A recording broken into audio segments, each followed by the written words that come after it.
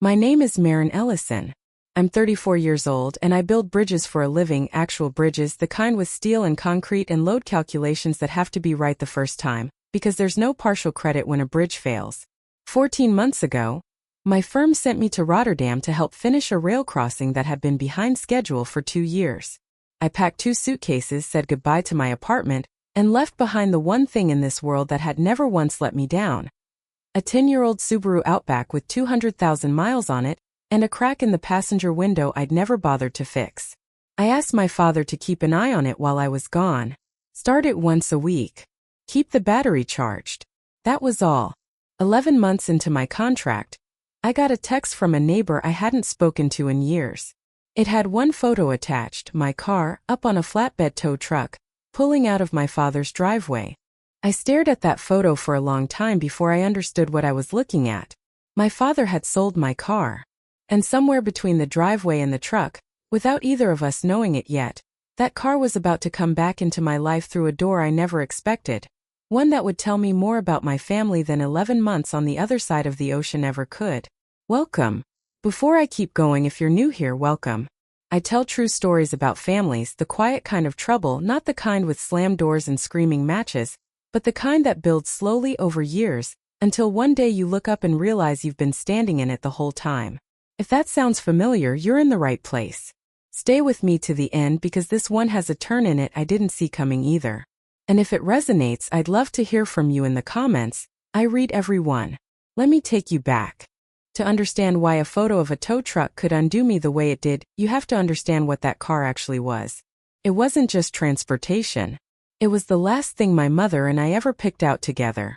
I grew up in Millbrook, a town in central Pennsylvania where everyone knew everyone's business, and where my father, Richard Ellison, Rick to nearly everybody, ran a small contracting business out of our garage. He built decks and finished basements and fixed roofs after storms, and he was good at it, good enough that half the houses on our street had his fingerprints on them somewhere. People liked my dad. He had that easy, backslapping charm that made customers trust him with a deposit before he'd even drawn up a quote. He called men chief and women sweetheart, and somehow neither ever seemed to mind. My mother, Carla, was the opposite kind of steady. She kept the books for my dad's business at the kitchen table every night, in pencil, because pencil could be erased and dad's estimates always needed erasing. She was a home health aide during the day, driving out to elderly patients across 3 counties, and some nights she came home smelling like antiseptic and didn't say much, just sat at the table with her calculator and her coffee gone cold. I have one brother, Tyler, 4 years younger than me. From the time he could walk, Tyler broke things. Not out of cruelty, just carelessness, the kind of carelessness that comes from never having to clean up the mess yourself. He broke my bike. He broke the neighbor's window. He broke curfew, then rules, then eventually promises, and every time my father found a way to explain it that made it sound like bad luck instead of a pattern. He's got a good heart, my dad used to say. He just needs a little more time to find his footing. I found my footing early because nobody was holding me up. I got a scholarship to Penn State for civil engineering. I worked 2 jobs through school. And the summer after I graduated, I bought my first car with my own money. A used Honda Civic with 110,000 miles on it. Paid for in full, no loan, because I had watched my mother do math at that kitchen table for 18 years and I had promised myself I would never owe anyone anything I couldn't pay back myself. My mother rode in that Civic with me more times than I can count. And later, the Outback that replaced it, she rode in that one too on the worst days of her life. She was diagnosed with ovarian cancer when I was 25. I drove her to chemo every Tuesday for 14 months, first in the Civic, then, after it finally gave out, in the Outback I bought to replace it, same model I'd have picked regardless, but I chose the color sage green because she said it reminded her of the hills behind our house in October. She died in that car's passenger seat once, not literally but close enough. She fell asleep on the way home from her last treatment and I sat in our driveway for 20 minutes because I couldn't bring myself to wake her. She passed 8 years ago. I still have the parking pass from the cancer center taped inside the glove box. I never took it down. That's the car my father sold. I want to be fair to him here because this isn't a story about a villain, even though I know it might start to sound like one. My father grew up the way a lot of men his age grew up in small Pennsylvania towns. The older of 2 boys, raised by a widowed seamstress who worked from 6 in the morning until her hands cramped. in a house where affection was rarely spoken and mostly assumed. He told me once when I was in high school that his own father died when he was 9, and that for a long time afterward, being the man of the house meant one thing above all: make sure nobody in your family ever goes without, whatever it costs you personally. I think in his mind he never stopped trying to live up to that. I just don't think he ever noticed that nobody had somehow always meant Tyler, and rarely meant me. How we got here. The golden boy. I want to tell you about the year I turned 16 because it's the year I understood, without anyone saying it out loud, that Tyler and I would never be measured with the same ruler. I'd saved $400 from babysitting and a summer job scooping ice cream at the Dairy Freeze on Route 9, and I wanted to put it toward driver's ed, which our school didn't offer for free. I asked my dad if he could match what I'd saved. He said money was tight that month. A client had stiffed him on a deck job, and that I should wait until things settled down.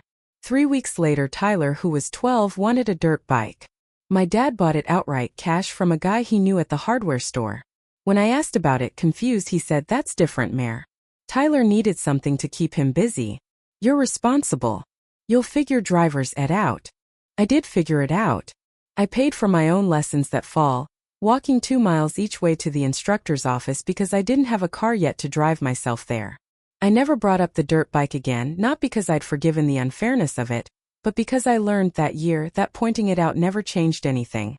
It just made me the one who always brought up money, while Tyler stayed the one who just needed a little help. My mother saw it too. She never argued with my father in front of us, but I remember her handing me an envelope a week later, $60 in small bills folded twice, and saying, "This is between us." I still don't know where she got it. I think she skipped grocery shopping that week and told my dad the store was out of what she needed. That was how things worked in our house. My father made the decisions cheerfully and without much reflection, and my mother quietly patched the holes those decisions left behind, and I learned to stop expecting the house to be fair and started building my own version of fair somewhere outside of it. Brooke. Tyler married Brooke Del Vecchio the summer I turned 28. I liked her from the start. She was a dental hygienist, soft-spoken, with a laugh that came out before she meant it to, like it surprised her every time. At the wedding, she pulled me aside near the dessert table and said, "You're the reason he even finished community college, you know? He talked about you constantly. Wanted to prove he could do something too." I didn't know what to say to that. It was the first time I understood that Tyler measured himself against me the way I'd never once measured myself against him. I was too busy trying to stay afloat to notice I was anybody's yardstick. Brooke and Tyler had a daughter, Lily, 2 years into the marriage. I flew home for the birth and held my niece in the hospital hallway while Tyler paced and cried and asked me, only half joking, if he was going to screw this up the way he screwed up everything else. "You won't," I told him. I believed it, mostly. I still do, mostly. But by the time Lily turned 3, Tyler had gone through 2 failed business attempts, a food truck that lasted 1 summer, and an auto detailing service that never quite covered its own overhead, and both times my father had quietly helped cover the difference. I only knew because Brooke told me once over coffee, in the careful voice of someone testing whether it was safe to say the truth out loud. "Your dad gave him $11,000 for the detailing equipment," she said. I didn't want to take it. Tyler said it was a loan. It's never once been a loan. I asked her carefully if it bothered her, being married into a family where the money moved in only one direction. She stirred her coffee for a while before answering. "Used to," she said. "Now I just try to keep our own accounts separate enough that it doesn't sink us if it happens again." "I love your brother, Maren." "I do. But I've learned to plan around him the way you'd plan around weather. You don't get mad at a storm. You just make sure the roof's good before it comes." I remember driving home from that coffee thinking that Brooke had figured something out at 26 that had taken me almost 30 years to understand about my own father, that you couldn't argue somebody out of a lifelong habit, you could only decide how much of your own life you were willing to build around the damage it caused. Lily's 3rd birthday. The clearest memory I have of the year before I left for Rotterdam is Lily's 3rd birthday party, held in my father's backyard on a hot Saturday in June, folding tables borrowed from the church, a bounce house Tyler had rented on a credit card he was still paying off from the food truck. I brought Lily a hand-me-down bicycle I'd restored myself over a few weekends, sanded the frame, replaced the chain, painted it a bright, glossy purple because that was her favorite color that year. My father took one look at it leaning against the garage and said, in front of half the family, Should have just bought her a new one, Mare. Doesn't cost that much. I didn't say anything. I'd spent 6 weekends on that bike, and it cost me nothing but time, which felt at the time like the more honest gift. But I noticed, watching Lily ride it in wobbling circles around the yard an hour later, delighted that nobody else commented on it again. Not because it wasn't appreciated, but because in my family, the things that cost money were always the things that counted as care, and the things that cost only time and attention rarely registered as anything at all. It's a small memory, but I think about it often because it's the moment I first understood, watching my own niece's face light up over a bicycle nobody thought was good enough, that the currency of love in my family had been badly mismeasured for a long time. Building my own ground. I never married. I dated seriously once, a structural engineer named Colin, for 3 years in my late 20s, and when we split quietly without anyone's fault, just two people who wanted different versions of a life, my father asked me not unkindly, "Don't you want somebody to take care of you, Mare?" I told him I already had somebody taking care of me. Myself. He laughed like I'd made a joke. By the time I was 31, I had a mortgage of my own on a small brick row house 40 minutes from Millbrook, a job I was good at, and exactly one debt in the world, the mortgage, which I paid 2 weeks early every single month. My mother's estate had left me almost nothing, because there was almost nothing to leave. What savings she had went to her final medical bills, and my father kept the house, which was fine because I never wanted the house. I wanted the car. That was the only thing of hers I asked to keep. And my father let me, mostly I think because it never occurred to him that a 10-year-old Subaru had any value worth fighting over. When the Rotterdam contract came up, a 14-month assignment finishing a rail bridge for a client my firm had chased for 2 years, I didn't hesitate. It was the kind of project that could make a career. I gave notice on my row house lease, put my furniture in storage, and drove the Outback to my father's house the week before I flew out. "Just start it once a week," I told him, standing in his driveway with my suitcases already loaded into his truck for the airport run. "Keep the battery from dying. That's all I need." "You got it, kid," he said and hugged me, and I remember thinking, driving away from that house for the last time in almost a year, how strange it was that the person I trusted least with money was the person I trusted most with the one object that mattered to me most. I was wrong on both counts as it turned out. Just not in the order I expected. Part 3: Escalation. March, and a loan that wasn't a loan. 3 months into my contract, Tyler called me on a Sunday, Rotterdam time 7 hours ahead, which meant it was still Saturday afternoon for him. He wanted to catch up, he said. We talked about Lily, about the bridge, about how cold it was in the Netherlands. Then, near the end, almost like an afterthought, he mentioned he was starting a new venture. A mobile detailing and paint correction business, higher end this time, better clients, better margins. "I've got the equipment mostly figured out," he said. "Just need about $6,000 to get the trailer wrapped and buy the polisher rig. Dad's helping some. I didn't want to ask you, but if you've got anything sitting around not doing much."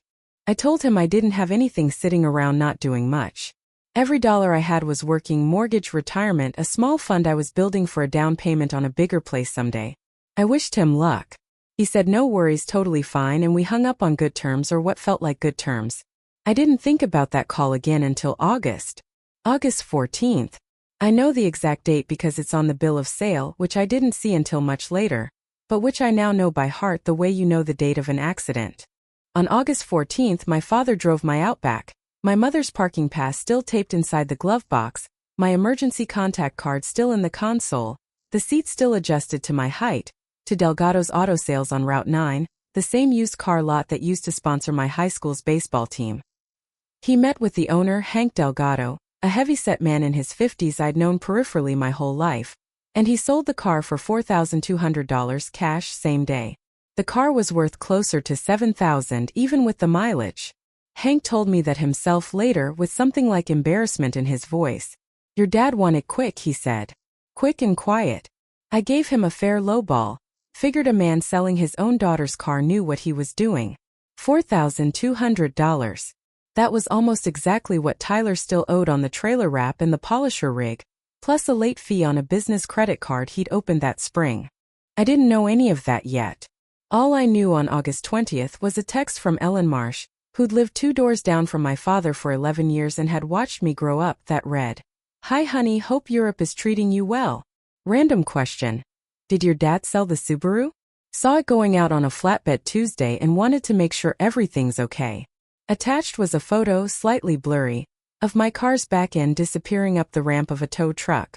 I stood in the break room of a job trailer in Rotterdam, 6,000 miles from home, staring at a photo of my mother's parking pass leaving my life without my permission, and I felt something in my chest go very, very still. The first call. I called my father that night, Millbrook time mid-afternoon. He picked up on the fourth ring, cheerful as always. "Hey kid. How's the bridge? Dad, did you sell my car?"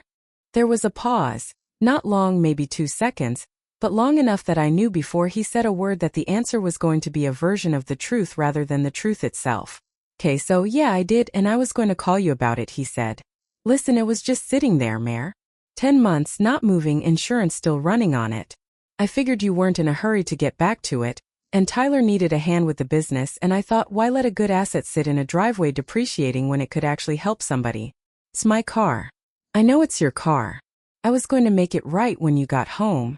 I wasn't going to just let it disappear on you. You sold it for $4,000, Dad. Hank told the neighbor it went out on a flatbed on a Tuesday. You didn't call me. I found out from Ellen." Another pause. "I should have called first. That part's on me. But I need you to understand this wasn't me being careless. Tyler was in a real hole. Real collectors calling him. I wasn't going to let my son go under over a car that wasn't even being driven. I remember standing at my apartment window in Rotterdam, looking down at a canal I still hadn't learned the name of, and understanding in a way I hadn't fully let myself understand before, that my father had made a calculation. On one side of the scale, my mother's car, the last object she and I had chosen together, sitting unused in a driveway. On the other side, Tyler's comfort. And he hadn't hesitated. He'd sold my side of the scale without so much as a phone call, because in his mind it had never really been my side. It had been a resource. And resources get allocated to whoever needs them most, and in my father's ledger I had never once in 34 years been the one who needed something most. I didn't yell. I want to be honest about that because I know it's tempting to imagine I did, and it would almost be easier if I had. But I'd spent my whole life learning that yelling in that house got you labeled dramatic, while staying calm got you labeled reasonable, and reasonable people got listened to eventually, even if it took years. So I just said I need some time to think about this, and I hung up before he could soften it any further. A bench near the Erasmusbrug. I didn't go back to my apartment that night. I walked instead along the river, past the lit-up curve of the Erasmus Bridge, until I found an empty bench and sat there in the cold for close to an hour, watching barges move slowly under the lights. Nora found me an hour later. I'd texted her without really meaning to send anything, just a string of words that didn't add up to a sentence, and she'd come anyway in her coat over pajama pants, and sat down next to me without saying anything for a long while. "He sold the car," I finally said. "I know. You texted me that part twice." She handed me a coffee she'd bought from an all-night kiosk near the bridge, still too hot to drink. "Talk to me about the rest of it. Not the car. The part underneath it." I told her about the dirt bike when I was 16.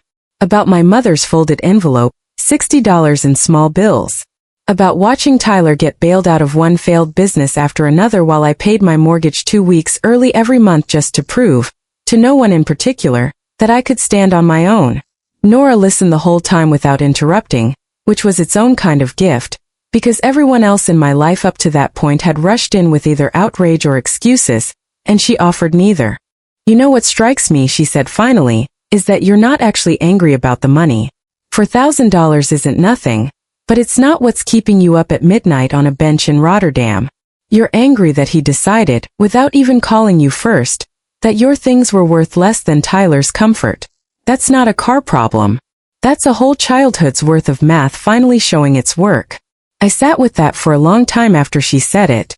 It was, I think, the first moment I understood that whatever I decided to do next needed to answer the real equation, not just the $4,000 line item sitting on top of it. Diane. The first person I called after my father was Diane Kowalski, who had been my mother's closest friend since nursing school and had, in the 8 years since my mother died, become something between an aunt and a second mother to me. She was 68, recently retired from 30 years as an oncology nurse, sharp-tongued and impossible to rattle, and she was the only adult in my life who had never once told me to let something go for the sake of peace. He did what? she said, and I had to hold the phone away from my ear. I told her everything. The $4,000, Tyler's business, the flatbed, Ellen's photo. Diane was quiet for a moment, and when she spoke again her voice had changed, gone careful in a way I wasn't used to from her.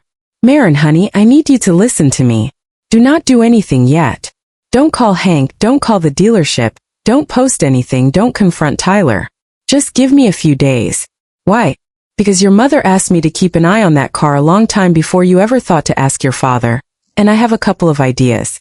Just trust me for a week. I didn't understand what she meant. Not then.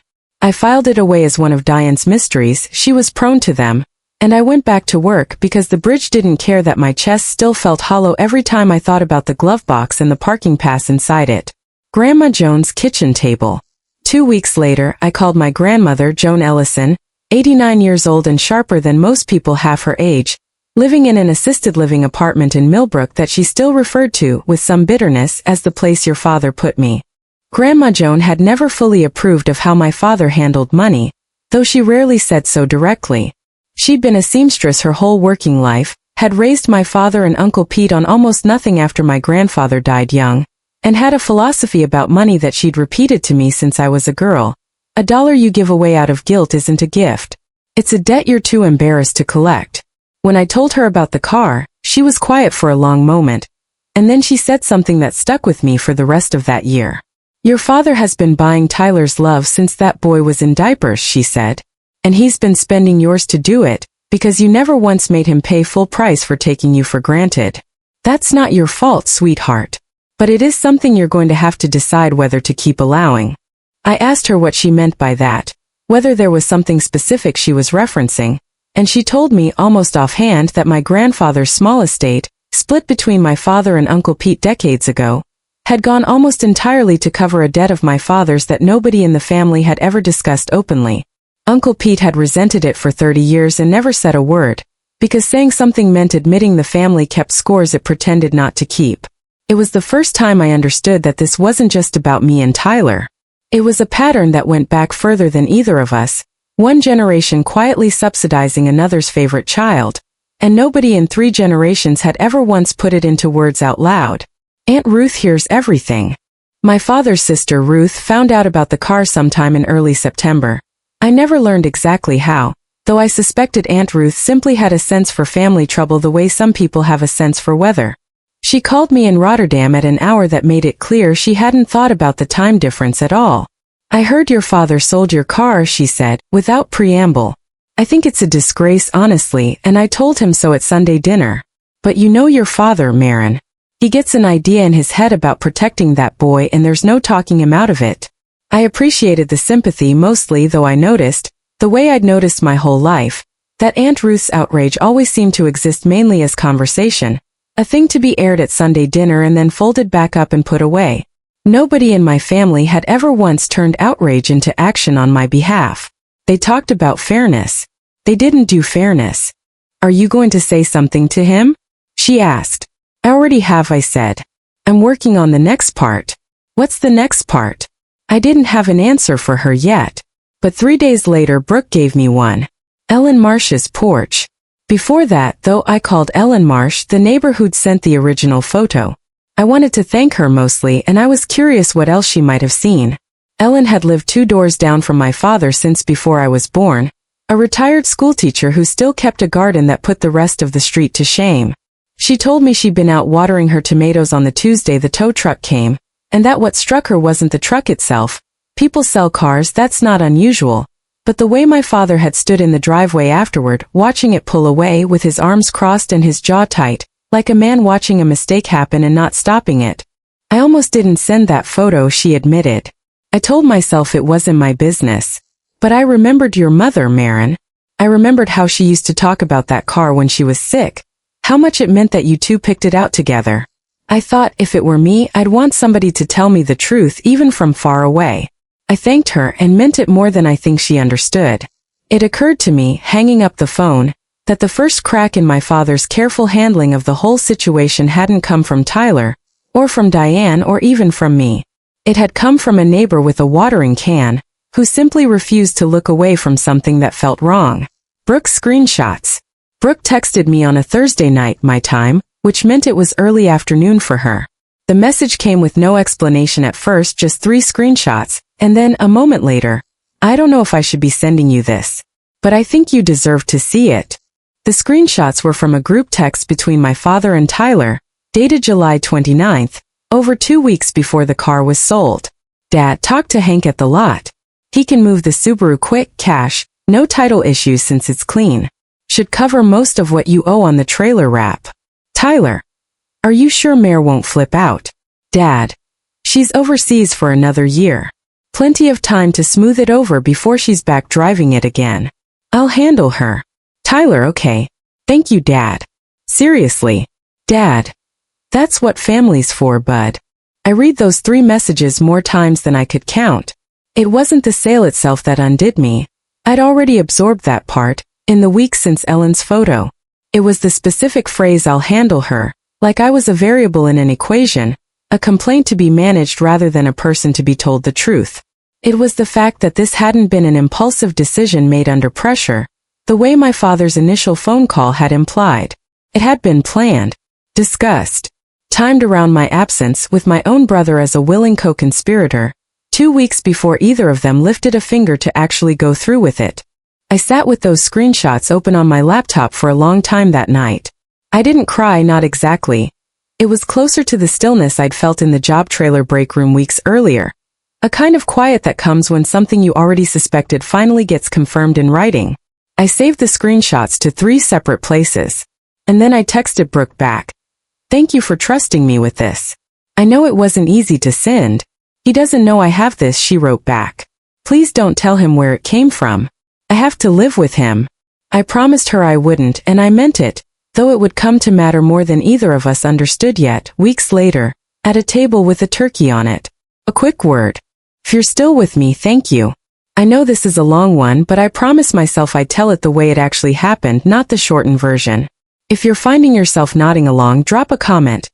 I'd like to know if this sounds familiar to you too. Now back to Millbrook. Hank Delgado's lot.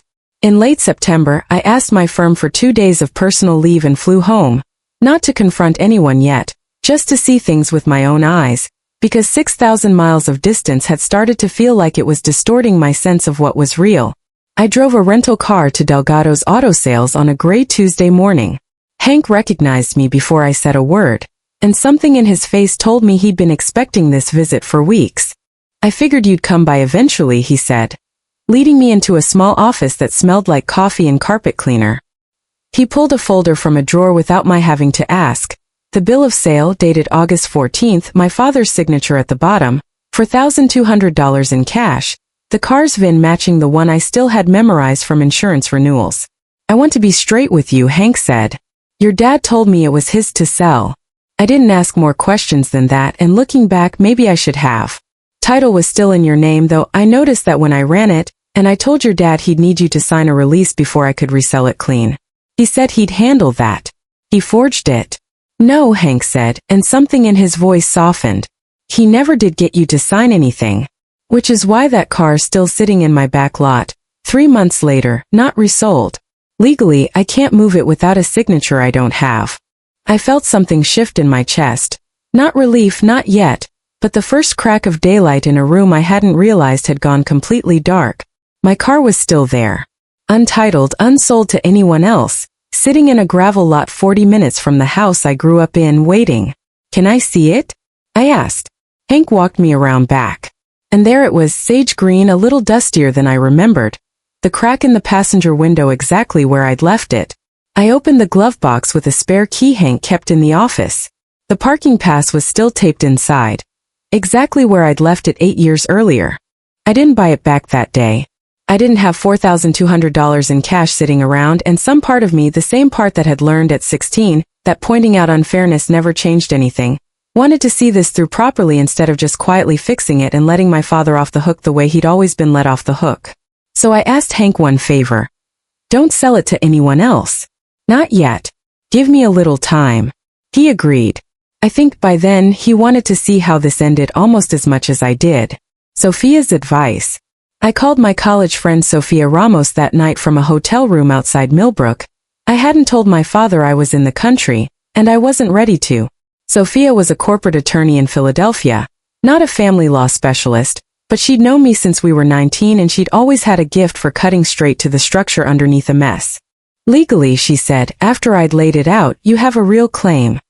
He sold property that wasn't his to sell. You could go after him for conversion. That's the legal term for taking someone's property and treating it as your own. But Marin, I want to ask you something, and I want you to actually think about the answer instead of just reacting. Do you want to win a lawsuit against your father? Or do you want your family to finally see you clearly? I didn't have an answer right away. Because those are two different projects, she said. And you can only really do one of them well. I thought about that for a long time after we hung up. I thought about my grandmother's kitchen table philosophy, about $1 given out of guilt not being a gift. I thought about Uncle Pete's 30 years of silent resentment, a whole life spent not saying the thing that needed saying. I didn't want to spend 30 years like that. I wanted this handled in a way that let me look at myself afterward and recognize the person looking back. The discovery. Diane's envelope. I went to see Diane the day before I flew back to Rotterdam. She made tea I didn't really want and sat me down at her kitchen table. And then she slid an envelope across the surface toward me without a word. Inside was a receipt. Delgado's Auto Sales. For $1,500 cash, dated 3 weeks earlier. Buyer, Diane R. Kowalski. I bought your mother's car, she said simply. The week after you called me. I told Hank not to breathe a word to your father, and God bless that man, he didn't.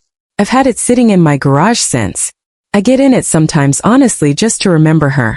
Hope you don't mind. I sat there for a long moment not fully able to speak. Diane, that's $4,500. You can't just. I can, and I did, and I'm not interested in an argument about it, she said, in the voice I imagine she'd used on stubborn patients for 30 years. Your mother asked me once, near the end, to keep watch over you the way she couldn't anymore. I've been failing at that job for 8 years, mostly because you never let anybody get close enough to help. This is the one time I decided not to ask permission. I asked her why she hadn't told me sooner, why she'd let me go through Hank's lot and Sophia's advice and everything else without saying she already had the car sitting safe in her garage. Because you needed to see the rest of it clearly first, she said. If I'd handed you the car back in September, you'd have taken it, said thank you, and let your father off easy, same as always. I wasn't going to let that happen twice. Not to you and not to your mother's memory. You needed to see the text. You needed to hear what your grandmother had to say. You needed to walk through it, not skip to the end. It was, I would come to realize, the single kindest and most deliberately withheld gift anyone had ever given me. Diane hadn't just bought back a car. She'd bought me time. Time to gather the truth instead of settling for a quiet, unexamined peace. The decision. I flew back to Rotterdam with the truth fully assembled for the first time. The bill of sale, the group text screenshots Brooke had sent, Hank's account, Diane's envelope, my grandmother's history of the family, 30 years of Uncle Pete's silence. For the first time since Ellen's photo landed in my messages, I felt less like a person reacting to something and more like an engineer looking at a completed set of drawings, finally able to see the whole structure instead of just one crack in it. I called James Whitfield, an attorney a colleague had recommended, mostly to understand my actual options rather than because I intended to sue my own father. He was direct with me in a way I appreciated. You have a case if you want one, he said. Conversion, maybe even a fraud claim given the premeditation in those texts. But lawsuits against family are expensive in ways that don't show up on an invoice. I'd want you to be very clear on what outcome you're actually trying to buy before you spend $1 or a year of your life on this. What did I want to buy? Not money. Diane had already made the money whole in her own quiet way. Not punishment exactly, though I won't pretend some small, tired part of me didn't want my father to feel even a fraction of what I'd felt standing in that break room in Rotterdam.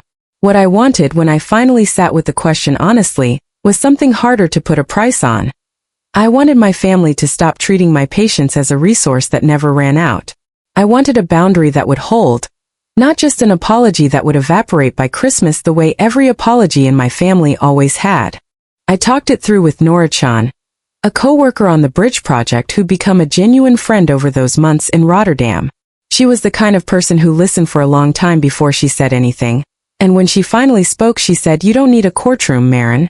You need a room full of witnesses and a set of facts nobody in your family can talk their way around. You're an engineer. Build it like a load calculation. Show your work. That was the moment the shape of what I needed to do finally became clear. Not a lawsuit. Not a screaming match. A presentation of the truth, calm and complete, delivered somewhere my family couldn't quietly fold it up and put it away the way they'd folded up every uncomfortable truth for 3 generations. I decided I would wait for Thanksgiving. Preparation. Building the timeline. Over the following 6 weeks, I did what I do best. I built something carefully, piece by piece, load-tested before it ever had to bear weight. I created a single document, a timeline, really the kind I might use to walk a client through a construction delay, that laid out every date in order. March 3rd, Tyler's first phone call about the business. July 29th, the text exchange with the phrase "I'll handle her." August 14th, the bill of sale. August 20th, Ellen's photo. September, my visit to Hank's lot. I included copies of every document. The bill of sale, the screenshots Brooke sent me. A photo of the parking pass still taped inside the glove box, Diane's receipt.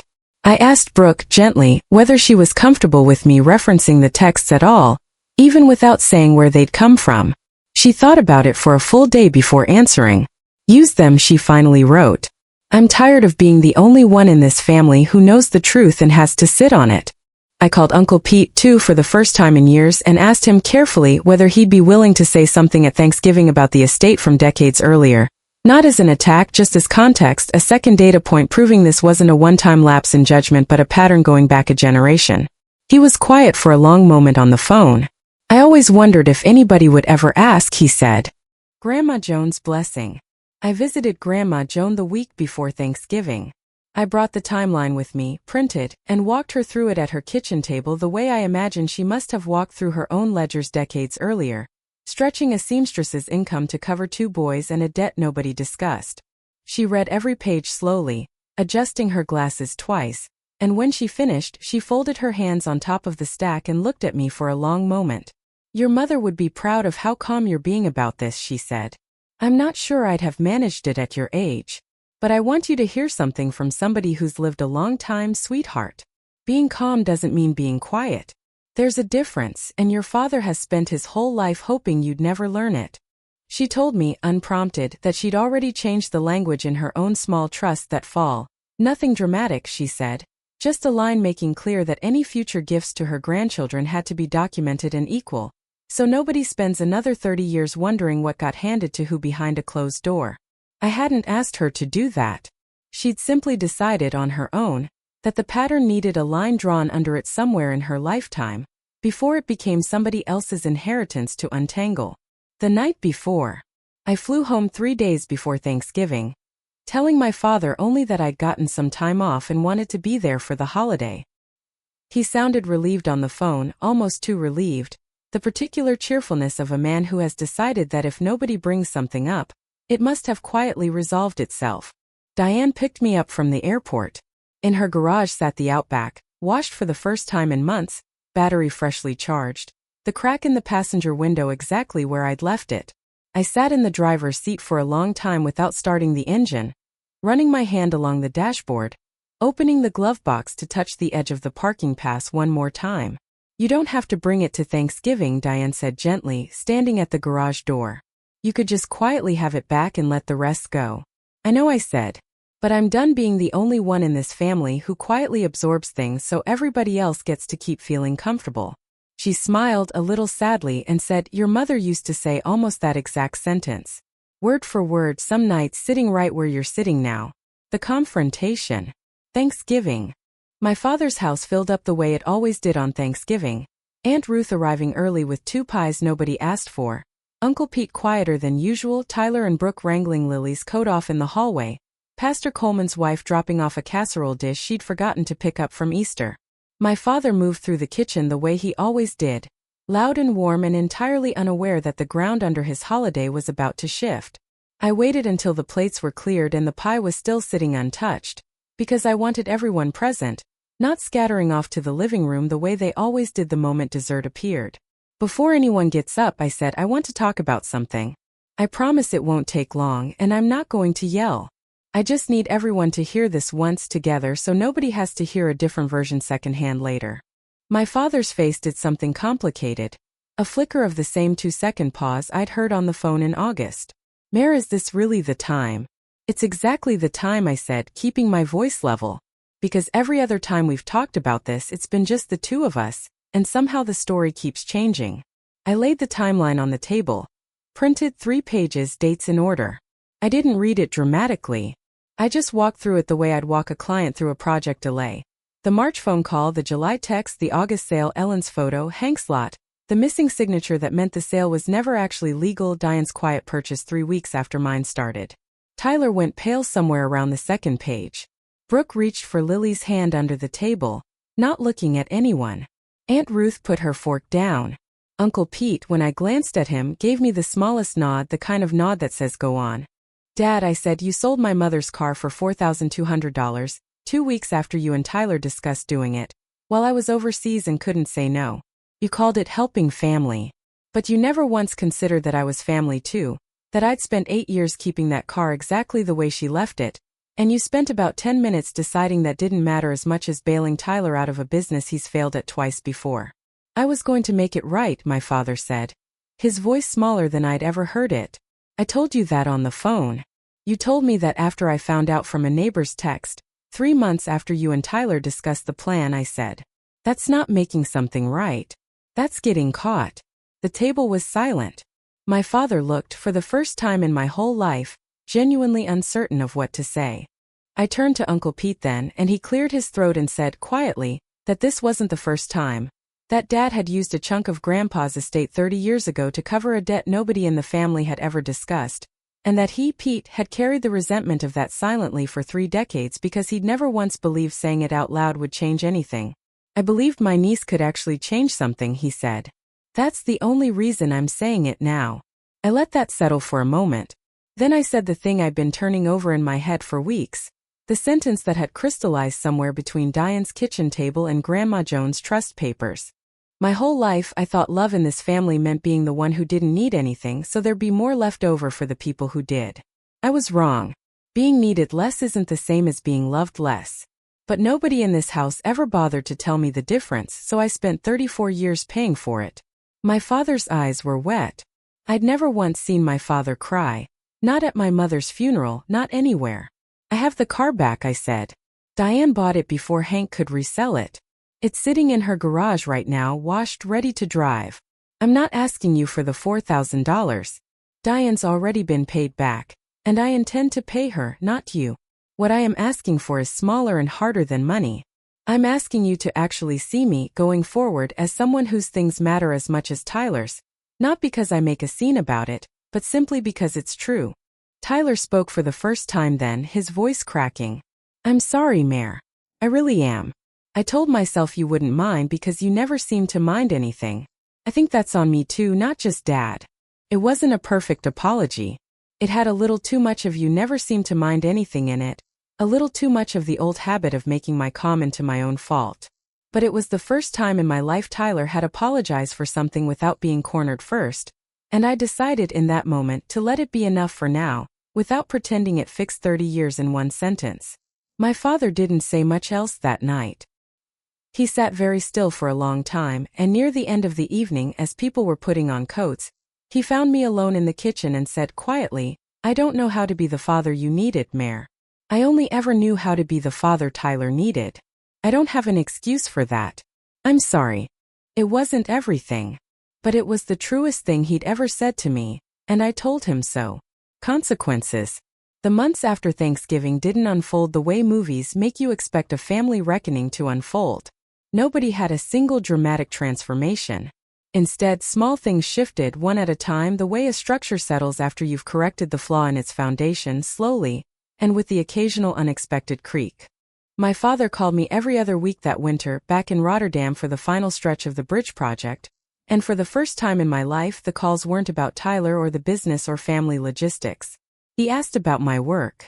He asked real questions and waited for real answers, instead of using the pause to plan what he'd say next. In February, he mailed me a check for $4,200, not to me but made out directly to Diane with a note that said, this was never yours to spend making right. It was mine. I'm sorry it took this long. Diane told me she almost didn't cash it out of principle, but she did in the end because she said refusing it would have let him off the hook of actually following through. Tyler's detailing business folded that spring anyway. The trailer wrap and the polisher rig hadn't been enough to save something that was never quite built on solid footing. But this time he didn't ask my father for another rescue. He took a full-time job managing a shop instead, steady hours, steady pay, and when he told me about it on the phone, there was something in his voice I hadn't heard before. Something like relief at not being anyone's emergency anymore. Brooke and I got closer that year than we'd ever been. She told me eventually that sending those screenshots had been the hardest thing she'd done in her marriage, and also the thing she was proudest of. I'd been the only one holding the truth for years, she said. It's lighter sharing it. Not everything mended. Aunt Ruth still talked more than she acted, and I stopped expecting anything different from her. My father and I never became close in the effortless way I sometimes still wished for late at night, the way you wish for something you know isn't coming. But he stopped that year, treating my patience like a bottomless well, and that alone changed the shape of every conversation we had afterward. Christmas 1 month later. Christmas came a month after Thanksgiving, and I almost didn't go. I told my father as much on the phone honestly, and he surprised me by not arguing. You don't owe anybody a performance of forgiveness just because it's a holiday, he said, which was, I think, the first genuinely wise thing I'd ever heard him say about our family. But if you want to come, I'd like to see you. No conditions. I went in the end and drove myself in the Outback for the first time since Diane's garage. Parking pass still in the glove box, engine running clean. The whole family watching from the front window as I pulled into the driveway I'd once pulled out of with 2 suitcases and a false sense of how safe I'd left things. Tyler came out to help me carry gifts inside, and near the trunk, quietly out of earshot of everyone else, he said, I think about that group text a lot. The I'll handle her part. I keep hearing it in my own head like an alarm. Whenever I catch myself about to ask somebody for something I should be handling myself. It wasn't a speech. It was one sentence said awkwardly over a car trunk, and it was more honest than almost anything Tyler had ever said to me before. I told him I appreciated it, and I meant it, and we carried the gifts inside together without either of us saying much else. What Grandma Joan left behind. Grandma Joan didn't live to see the third Thanksgiving after that first confrontation, but she lived long enough to see the amended trust hold, and long enough to tell me, on one of my last visits, that watching her family finally start telling each other the truth had done more for her peace of mind at the end of her life than any medicine ever had. Your mother would tell you this took too long, she said, smiling faintly. She'd also tell you it was worth it. Both things can be true. That's most of what I've learned in 89 years, sweetheart. That most important things are 2 true things at once, not one. I held her hand for a long time that afternoon, and I told her about the bridge in Rotterdam, and about the new project closer to home, and about how the parking pass was still taped inside the glove box of a car she'd once ridden in herself, on the way to a hospital none of us liked visiting. She squeezed my hand at that and didn't say anything else. She didn't need to. Long-term resolution. 3 years have passed since that Thanksgiving. I finished the Rotterdam Bridge and came home to a new project closer to Millbrook, close enough to see my family more often than I used to, though I've learned to visit on my own terms rather than out of old habit. The Outback still runs. It has close to 230,000 miles on it now, and I've had the passenger window finally fixed, not because I stopped wanting the reminder of my mother, but because I realized I didn't need a crack in a window to remember her anymore. The memory had settled somewhere sturdier than glass. The parking pass is still taped inside the glove box. I don't think I'll ever take it down. Grandma Joan passed peacefully last spring at 92. Her trust, amended the way she told me it would be, split evenly and documented in plain, unambiguous language, closed without a single argument the first time Uncle Pete told me at the funeral that anyone in our family had divided an inheritance without somebody quietly resenting somebody else for the next 30 years. Tyler still works at the shop. He and Brooke had a second child 2 years ago, a boy, and he called me the week his son was born, not to ask for anything, just to tell me he was scared and happy at the same time and didn't know who else to say that to. I think that was the moment I finally believed the apology at Thanksgiving had been real, and not just relief at being caught. My father and I have dinner once a month now, just the 2 of us, something we never once did when I was growing up. He still calls me kid. He still has that easy, backslapping charm with strangers that made half of Millbrook trust him with a deposit before he'd drawn up a quote. But he listens now in a way he didn't used to, and last winter, when I mentioned I was thinking about buying a house of my own again, he didn't offer to help me pick it out or tell me what I should look for. He just asked what I wanted and waited for the answer. It isn't the relationship I dreamed about as a girl, sitting in the passenger seat of my mother's borrowed car, while she did math at the kitchen table every night. But it's an honest one, finally, built on something sturdier than a debt nobody ever names out loud. Final reflection. I think about that photo Ellen sent me sometimes. My car disappearing up the ramp of a flatbed tow truck, 6,000 miles away from anyone who could stop it. For a long time I thought that was the worst moment of the whole story. Now I think it might have been the beginning of the best one, because it's the moment I finally stopped absorbing quietly and started building something with what I knew, the same way I'd build anything else, carefully with evidence load-tested before it ever had to bear weight. My whole life I thought love in this family meant being the one who didn't need anything so there'd be more left over for the people who did. I know now that being needed less was never the same as being loved less. Nobody in that house ever told me the difference. I had to find it myself in a gravel lot behind a used car dealership, in a folder of screenshots I never asked for, in a kitchen table conversation with a woman who bought back a piece of my mother before I even knew it was gone. I don't drive that car every day anymore. But I still keep the parking pass taped inside the glove box because some things are worth holding on to exactly the way you found them, not because you're afraid to let them go, but because you finally understand what they're actually worth. Outro. Thank you for staying with me through this whole story. If any part of it felt familiar, a family that keeps score without ever saying so out loud, a role you got stuck playing because you were the responsible one, I'd love to hear about it in the comments. Tell me your story if you're willing. And if you haven't already, consider subscribing. I tell one of these every week, and I genuinely love to have you back for the next one. Take care of yourselves and take care of the people who quietly take care of everyone else. They notice more than they say.